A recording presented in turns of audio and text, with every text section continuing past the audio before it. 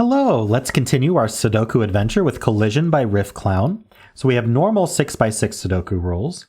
That means that in every row, every column, and every 2x3 box, we are putting the digits 1 to 6 exactly once each.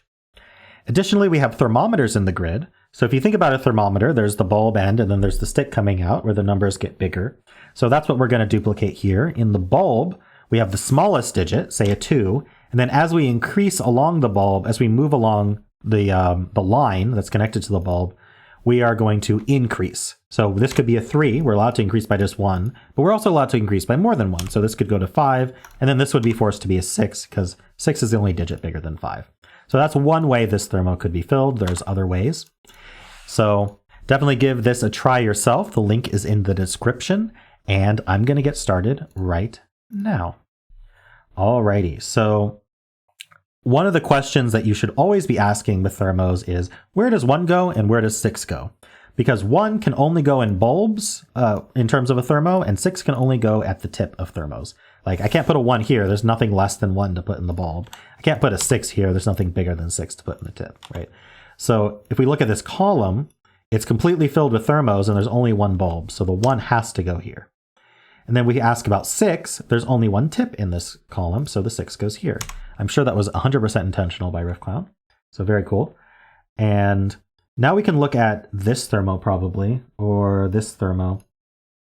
So let's take a look. So let's talk about what the community lovingly calls Goodliffing thermos. Mark Goodliff being a popular Sudoku solver on the Cracking the Cryptic channel.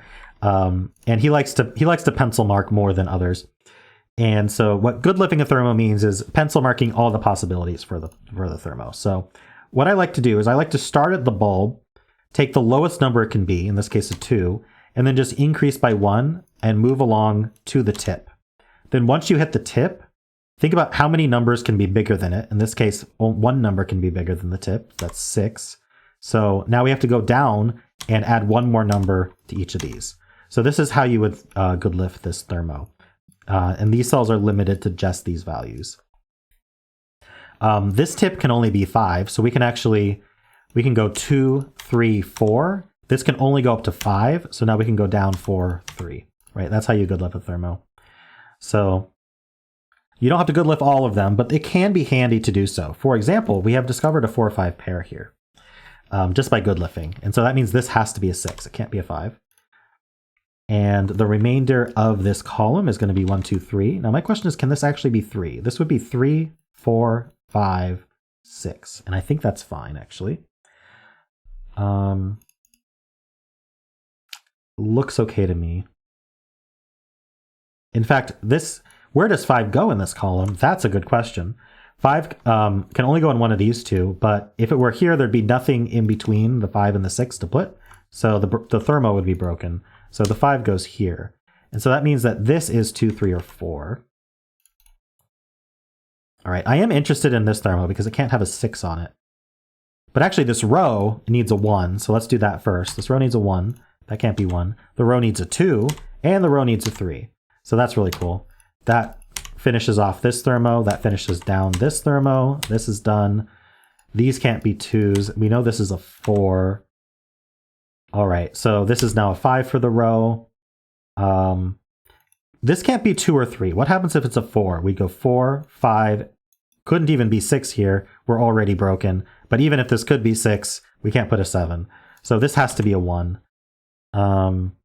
This can't be 2 or 3, so it has to go 4, 5, 6. That's what's left. This box this box doesn't need a 5. Good thing. It needs a 3. This box needs a 5. This box needs a 6. We need a 1 and a 4 up here. The 4 goes here, the 1 goes here, and we need a 2.